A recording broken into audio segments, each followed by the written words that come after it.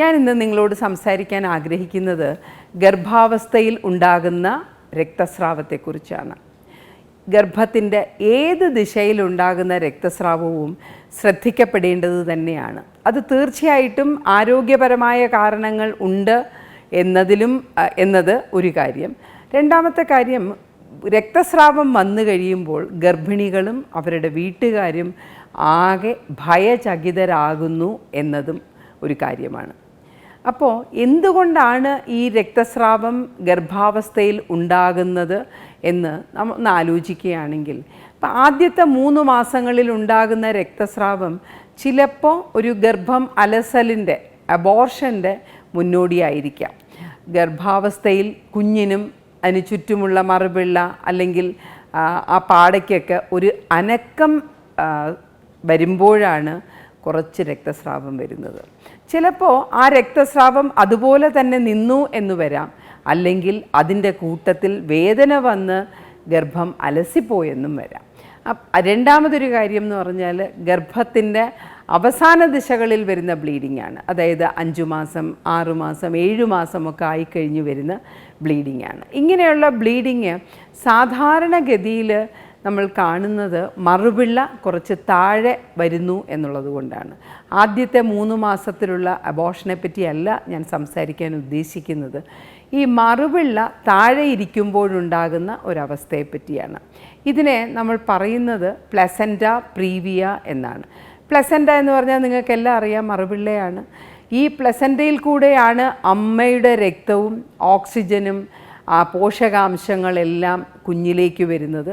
ആദ്യം അത് പ്ലസൻറ്റയിൽ വരുന്നു, പ്ലസൻറ്റയിൽ നിന്ന് നമ്മുടെ പൊക്കിൾ കൊടി വഴി കുഞ്ഞിന് കിട്ടുന്നു. അപ്പോൾ ഈ പ്ലസൻറ്റ സാധാരണഗതിയിൽ ഗർഭപാത്രത്തിൻ്റെ ഏറ്റവും മുകൾ വശത്താണ് ഇരിക്കുന്നത്. ഗർഭപാത്രത്തിൻ്റെ താഴെ എന്താണുള്ളത്? ഗർഭാശയ മുഖം അഥവാ സെർവിക്സ് ആണുള്ളത്. ഒരു അബോർഷൻ നടക്കുമ്പോഴോ പ്രസവം നടക്കുമ്പോഴോ ഈ ഗർഭപാത്രത്തിൻ്റെ മുഖം അല്ലെങ്കിൽ സെർവിക്സ് ആണ് തുറന്നു വരുന്നത്.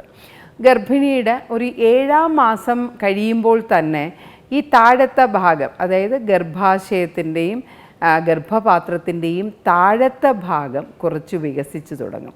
എന്തിനാണത്? കുഞ്ഞിന് വെയിറ്റ് വയ്ക്കുമ്പോൾ, വെയിറ്റ് കൂടി വരുമ്പോൾ കുഞ്ഞിന് ഇരിക്കാനുള്ള ഒരു സ്ഥലം അധികമായിട്ട് ഉണ്ടാക്കുന്നതിന് വേണ്ടിയിട്ടാണ്. അപ്പോൾ താഴത്തെ ഭാഗം കുറച്ച് വികസിക്കാൻ തുടങ്ങും. അപ്പോൾ ഈ പ്ലസൻറ്റ പ്രീവിയ എന്ന് പറഞ്ഞാൽ ഈ പ്ലസൻറ്റ അല്ലെങ്കിൽ മറുപിള്ള ഗർഭാശയത്തിൻ്റെയും ഗർഭപാത്രത്തിൻ്റെയും താഴത്തെ ഭാഗത്ത് ഇരിക്കുന്നതിനെയാണ് പ്ലസൻറ്റ പ്രീവിയ എന്ന് പറയുന്നത്. അപ്പോൾ ഈ പ്ലസൻറ്റ താഴെ ഇരുന്നാൽ എന്താണ് പ്രശ്നം? അതെങ്ങനെയാണ് ബ്ലീഡിങ് ഉണ്ടാക്കുന്നത്? ഞാൻ പറഞ്ഞല്ലോ, അവസാനത്തെ മാസമാകുമ്പോഴത്തേക്ക് 7-ാം മാസം 8-ാം മാസമൊക്കെ കഴിയുമ്പോഴത്തേക്കും ഈ താഴത്തെ ഭാഗം വികസിക്കാൻ തുടങ്ങും. നമ്മുടെ മറുപിള്ള ആ താഴത്തെ ഭാഗത്താണ് ഇരിക്കുന്നതെങ്കിൽ ഗർഭപാത്രം വികസിക്കുന്നതിൻ്റെ കൂട്ടത്തിൽ മറുപിള്ളയ്ക്ക് ചെറുതായ സ്ഥാനഭ്രംശം സംഭവിക്കും. അതായത് അത് ഗർഭാശയത്തിൽ നിന്ന് പതുക്കെ ഒന്ന് വേർപെടാൻ തുടങ്ങും. അപ്പോൾ ആ വേർപെടുന്ന സ്ഥലത്തുനിന്ന് വരുന്ന ബ്ലീഡിംഗ് ആണ് രക്തസ്രാവമായി താഴേക്ക് വരുന്നത്. അത് താഴേക്ക് തന്നെ വരും, കാരണം ഈ മറുപിള്ള എന്ന് പറയുന്നത് ഗർഭാശയ മുഖത്തിന് അടുത്താണ് ഇരിക്കുന്നത്. അപ്പം നമ്മളിതിനെ വളരെയധികം പേടിക്കേണ്ട കാര്യമുണ്ടോ എന്ന് ചോദിച്ചാൽ തീർച്ചയായിട്ടും പേടിച്ചില്ലെങ്കിലും കരുതൽ കൊടുക്കേണ്ട ഒരു കാര്യമാണ്. അതെന്തുകൊണ്ടാണെന്ന് വെച്ചാൽ ഈ മറുപിള്ള പതുക്കെ അനങ്ങാൻ തുടങ്ങുമ്പോൾ, ഗർഭാശയത്തിൽ നിന്ന് വേർപെടാൻ തുടങ്ങുമ്പോൾ രക്തസ്രാവം വരും. ഈ രക്തസ്രാവം അമ്മയ്ക്ക് ഹാനികരമായിട്ട് വരും.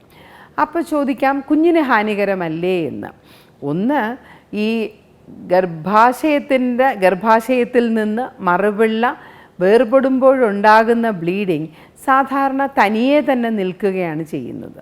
മാത്രമല്ല, ആദ്യമുണ്ടാകുന്ന ബ്ലീഡിങ് തുള്ളിയായിട്ടോ വളരെ ചെറിയ ഒരംശമായിട്ടോ മാത്രമേ വരികയുള്ളൂ. അപ്പോൾ തന്നെ പേഷ്യൻ്റ് അല്ലെങ്കിൽ ഗർഭിണിയും വീട്ടുകാരും പേടിച്ച് ഉടൻ തന്നെ ആശുപത്രിയിൽ കൊണ്ടുവരും. ആശുപത്രിയിൽ കൊണ്ടുവന്നു കഴിയുമ്പോൾ ആ ഗർഭപാത്രത്തിൻ്റെ അനക്കം തൽക്കാലം ഒന്ന് നിൽക്കാനും, പിന്നെ രക്തസ്രാവമുണ്ടെങ്കിൽ അത് എത്രമാത്രം പോയി എന്ന് കണ്ടുപിടിക്കാനും, ക്ഷീണമുണ്ടെങ്കിൽ ഡ്രിപ്പ് ഇടാനും ഒക്കെയുള്ള സന്നാഹങ്ങൾ ആശുപത്രിയിൽ നടക്കും. അപ്പോൾ അതുകൊണ്ട് തന്നെ അത് തന്നെ നിൽക്കുകയും ചെയ്യും.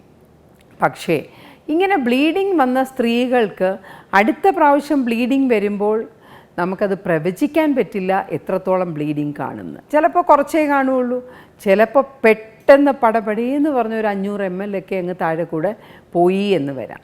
പിന്നെ ഇതിൻ്റെ വേറൊരു പ്രത്യേകത, ഈ രക്തസ്രാവം ഉണ്ടാകുന്ന സമയത്ത് അമ്മയ്ക്ക് വയറുവേദനയോ നടുവേദനയോ അങ്ങനത്തെ യാതൊരു ലക്ഷണങ്ങളും കാണുകയില്ല. അപ്പോൾ വേദനയില്ലാത്ത രക്തസ്രാവമായിട്ടാണ് ഇത് വരുന്നത്. അപ്പോൾ പലപ്പോഴും നമ്മളടുത്ത ഗർഭിണികൾ വരുമ്പോൾ അവർ പറയുന്നത്, ഞാൻ രാവിലെ ഒരു നനവ് തട്ടി രാവിലെ 3 മണിക്ക് നോക്കുമ്പോൾ എൻ്റെ ഷീറ്റും ഞാൻ ഇട്ടിരുന്ന നൈറ്റിയും എല്ലാം നനഞ്ഞ് രക്തത്തിൽ കുതിർന്നിരിക്കുന്നു, എണീറ്റപ്പോൾ എൻ്റെ കാലുവഴി രക്തം ഒഴുകി വന്നതായിട്ടാണ് ഞാൻ കാണുന്നതെന്ന്. ഈ രക്തം പോകുന്ന സ്രാവത്തിൻ്റെ അളവ് കൂടുമ്പോഴാണ് ഇങ്ങനെയൊക്കെ സംഭവിക്കുന്നത്.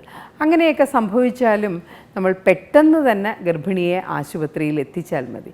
ആ രക്തസ്രാവവും ഇങ്ങനെ അമിതമായി വരുന്ന രക്തസ്രാവവും അത് പലപ്പോഴും തന്നെ നിൽക്കുന്നതായിട്ടാണ് നമ്മൾ കാണുന്നത്. ഈ ഗർഭിണികളെ നമുക്ക് അതായത് ഒരു 8 മാസം 9 മാസം വരെ എത്തിക്കാമോ എന്ന് ചോദിച്ചാൽ പലപ്പോഴും നമുക്കത് പറ്റും. അത് എങ്ങനെയാണ് നമ്മൾ തീരുമാനിക്കുന്നത്, അല്ലെങ്കിൽ എത്ര രക്തസ്രാവം ഉണ്ടാകും എന്ന് നമുക്ക് പ്രെഡിക്റ്റ് ചെയ്യാൻ പറ്റില്ല. പക്ഷേ എന്തുതരം പ്ലസൻറ്റ പ്രീവിയാണ്, അല്ലെങ്കിൽ എത്രമാത്രമാണ് ഈ മറുപിള്ള ഗർഭാശയത്തിൻ്റെ താഴത്തെ ഭാഗത്തിരിക്കുന്നത് എന്നനുസരിച്ചിരിക്കും. നമുക്ക് മൈനർ ഡിഗ്രിയുമുണ്ട്, മേജർ ഡിഗ്രിയുമുണ്ട്. അതായത് ഗർഭാശയത്തിൻ്റെ താഴത്തെ ഭാഗത്താണ് മറുപിള്ള, പക്ഷേ അത് ഈ സെർവിക്സ് വരെ എത്തുന്നില്ല, അല്ലെങ്കിൽ സെർവിക്സിൻ്റെ അറ്റം വരെ എത്തി. ഇത് രണ്ടും ഒരു മൈനർ കാര്യങ്ങളാണ്. അത് മിക്കവാറും അറ്റം വരെ വലിയ പ്രശ്നങ്ങളൊന്നും ഇല്ലാതെ തന്നെ പോകും. അതേസമയം മേജറാണ്, സെർവിക്സിനെ, ഗർഭാശയ മുഖത്തിനെ പൂർണ്ണമായും കവർ ചെയ്തിട്ടാണ് ഈ മറുപിള്ള ഇരിക്കുന്നതെങ്കിൽ അവർക്ക് രക്തസ്രാവം വളരെയധികം കൂടാനുള്ള സാധ്യതയുണ്ട്. അവർക്ക് പ്രസവം നേരത്തെ വേണ്ടി വരും, അവരെ ആശുപത്രിയിൽ നേരത്തെ കിടത്തേണ്ടി വരും. മിക്കവാറും ഒരു സിസേറിയനിലൂടെ മാത്രമേ അവരെ നമുക്ക് പ്രസവിപ്പിക്കാൻ പറ്റുകയുള്ളൂ. അങ്ങനെയുള്ളവർക്ക് പ്രസവത്തിന് മുമ്പേയോ പ്രസവ സമയത്തെയോ രക്തം എത്രമാത്രം നഷ്ടമായി എന്നതനുസരിച്ച് രക്തവും കൊടുക്കേണ്ടി വരും. പക്ഷേ ഞാൻ നിങ്ങളോട് പറയാൻ ആഗ്രഹിക്കുന്നത്, നമ്മളുടെ 5-ാം മാസം അല്ലെങ്കിൽ 3-ാം മാസം 4-ാം മാസമൊക്കെ മറുപിള്ള താഴെയാണ് എന്ന് കണ്ടു കഴിഞ്ഞാൽ അമിതമായ ആശങ്കയുടെ ആവശ്യമില്ല. മറുപിള്ള പ്ലസൻറ്റ പ്രീവിയ എന്ന് വിളിക്കണമെങ്കിൽ തന്നെ 7 മാസം കഴിയണം. 7 മാസം കഴിഞ്ഞതിന് ശേഷവും മറുപിള്ള താഴെയാണെങ്കിൽ മാത്രമേ നമ്മളതിനെ പ്ലസൻറ്റ പ്രീവിയ എന്ന് പറയുകയുള്ളൂ. പക്ഷേ നമുക്കിപ്പോൾ സ്കാനിങ്ങിൻ്റെ സൗകര്യങ്ങളൊക്കെ വളരെ ഉള്ളതുകൊണ്ട് 4-ാം മാസം 5-ാം മാസം തന്നെ ഇത് നമ്മൾ കണ്ടുപിടിച്ചു കഴിഞ്ഞാൽ തീർച്ചയായിട്ടും ഗർഭിണിയോടൊന്ന് പറയണമല്ലോ. ഇവിടെ നമ്മൾ സൂക്ഷിക്കേണ്ട കാര്യം, നമുക്ക് സാധാരണ പോലെ എല്ലാ കാര്യങ്ങളും നമുക്ക് ചെയ്യാം. മേജർ ഡിഗ്രി അല്ലെങ്കിൽ, അതായത് മറുപിള്ള ഗർഭാശയത്തിൻ്റെ താഴത്തെ ഭാഗവും സെർവിക്സിനെയും കംപ്ലീറ്റ് ആയിട്ട് കവർ ചെയ്തിരിക്കുകയാണെങ്കിൽ അവർക്ക് കുറച്ച് റെസ്റ്റിൻ്റെ ആവശ്യം വരും. അല്ലാതെ മൈനർ ഡിഗ്രിയൊക്കെയാണ്, നമുക്ക് ബ്ലീഡിംഗ് ഒന്നും ഇതുവരേക്കും വന്നിട്ടില്ല എന്നുണ്ടെങ്കിൽ സാധാരണമായൊരു ജീവിതം തന്നെ അവർക്ക് നയിക്കാം. അമിതമായ റെസ്റ്റിൻ്റെ ആവശ്യമില്ല. അതുപോലെ തന്നെ നമുക്ക് ദൈനംദിന ജീവിതത്തിലെ ജോലികളെല്ലാം തന്നെ അവർക്ക് ചെയ്യാൻ പറ്റും. ഒരു കാര്യം മാത്രം ശ്രദ്ധിച്ചാൽ മതി, പ്ലസൻറ്റ താഴെയാണ് എങ്കിൽ ഭർത്താവുമായിട്ടുള്ള ലൈംഗിക ബന്ധത്തിൽ ഏർപ്പെടരുത്, ഭയപ്പെടുകയും ചെയ്യരുത്. 7-ാം മാസത്തെ സ്കാനിൽ മിക്കവാറും മൈനർ ഡിഗ്രീസ് എല്ലാം മുകളിലേക്ക് കയറി പ്ലസൻറ്റയുടെ സാധാരണ പൊസിഷനിൽ തന്നെ, അതായത് അപ്പർ സെഗ്മെൻറ്റ് പ്ലസൻറ്റ ആയിട്ടുണ്ടാവും. സോ അനാവശ്യമായിട്ട് നമുക്ക് മനപ്രയാസങ്ങളും ആശങ്കകളും പ്ലസൻറ്റ പ്രീവിയുടെ കാര്യത്തിൽ വേണ്ട. ഒരു കരുതൽ മാത്രം മതി. മേജർ ഡിഗ്രി ആണെങ്കിൽ തീർച്ചയായിട്ടും നമ്മൾ രക്തം കരുതി വയ്ക്കുക, നേരത്തെ ആശുപത്രിയിൽ പോകേണ്ടി വരും എന്ന് മനസ്സിൽ വിചാരിക്കുക, സിസേറിയൻ ആവാനുള്ള സാധ്യതയും കൂടുതലാണ് എന്നും മനസ്സിലാക്കുക. അത്രമാത്രമേ പ്ലസൻറ്റ പ്രീവിയയിൽ ഗർഭിണികൾ ആശങ്കപ്പെടേണ്ടതുള്ളൂ. നന്ദി, നമസ്കാരം.